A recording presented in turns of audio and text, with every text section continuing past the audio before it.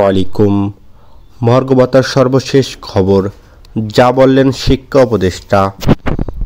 এদিকে হ্যালো সবাইকে, আশা করি সবাই ভালো আছেন। এই আর্টিকেল মহার্ঘ ভাতার সর্বশেষ খবর আজ আপডেট জানাবো।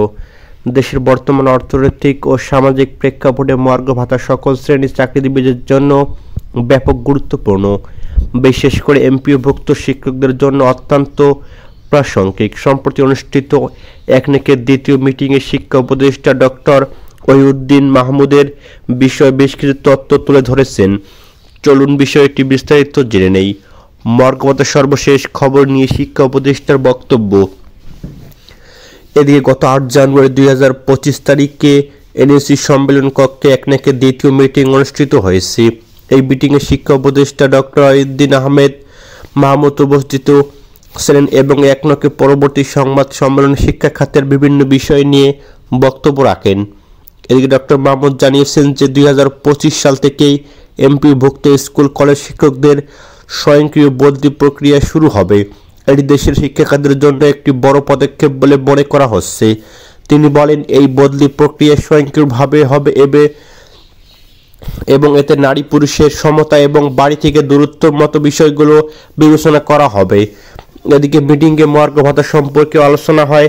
ডক্টর মাহমুদ স্পষ্ট করে বলেছেন যে মহার্ঘ ভাতা একটি দীর্ঘমেয়াদী প্রক্রিয়া, অর্থাৎ যে দ্রুত একটি কার্যকর করার পথ বলা হচ্ছে, বাস্তবে তা সম্ভব নয়। তিনি বলেন, মহার্ঘ ভাতা নিয়ে দীর্ঘমেয়াদী পরিকল্পনা চলছে, এটি রাতারাতি কার্যকর করা যাবে না।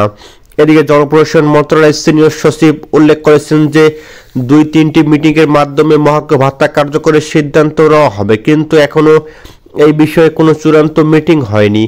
এদিকে 15 ডিসেম্বর পরে মহার্ঘ ভাতা নিয়ে কোনো অগ্রাধিকার হয়নি। এদিকে তাছাড়া ডক্টর মাহমুদ আরও উল্লেখ করেন যে মহার্ঘ ভাতা দেওয়া হবে, তবে এটি একটি লং টাইম প্রসেস, তাই শিক্ষকদের এই বিষয়ে ধৈর্য ধারণ করা উচিত। মহার্ঘ ভাতা শিক্ষকদের আর্থিক নিরাপত্তা বৃদ্ধিতে গুরুত্বপূর্ণ ভূমিকা রাখবে, তবে এটি কার্যকর করতে যেসব চ্যালেঞ্জ রয়েছে সেগুলো হলো অর্থনৈতিক স্থিতিশীলতা, দেশের আর্থিক অবস্থা। মহার্ঘ ভাতা কার্যকরে একটি বড় ভূমিকা রাখবে। এদিকে 2 বাজেট বরাদ্দ। মহার্ঘ ভাতা কার্যকরের জন্য পর্যাপ্ত বাজেট বরাদ্দ নিশ্চিত করা জরুরি। 3 নির্ধারিত মিটিং জনপ্রশাসন মন্ত্রণালয়কে দ্রুত এই বিষয়ে চূড়ান্ত সিদ্ধান্ত নিতে হবে। এদিকে কবে দেওয়া হবে মহার্ঘ ভাতা?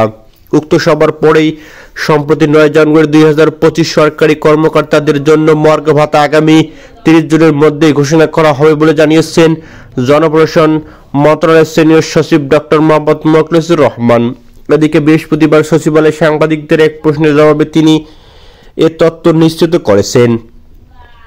তবে কত শতাংশ হারে মহার্ঘ ভাতা দেওয়া হবে সে বিষয়ে কোনো নির্দিষ্ট তথ্য জানাননি তিনি। মহার্ঘ ভাতা পরিচালনা করে কমিটির সদস্য হিসেবে ডক্টর মোখলেসুর রহমান জানান, এ বিষয়ে এর মধ্যে 2টি সভা অনুষ্ঠিত হয়েছে। আমরা দ্রুত কাজ করছি এবং 30 জনের মধ্যেই মহার্ঘ ভাতার ঘোষণা নিশ্চিত করা হবে বলে জানান তিনি।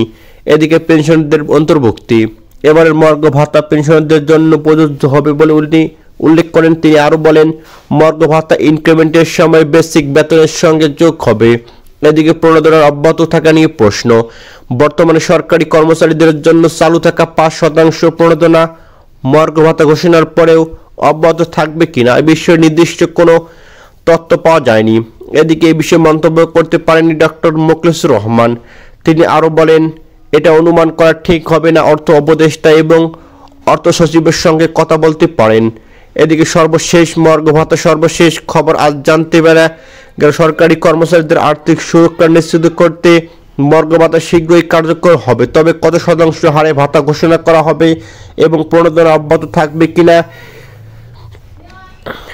এ নিয়ে অর্থ উপদেষ্টা অর্থ সচিবের সিদ্ধান্ত উপেক্ষা করতে হবে। মহার্ঘ ভাতা সংক্রান্ত সর্বশেষ সকল আপডেট জন্য চোখ রাখুন আমাদের বাংলা লাইভ নিউজ 24 পক্ষ থেকে। আপনারা জানাই স্বাগতম, সঙ্গে থাকুন আমাদের সাথে।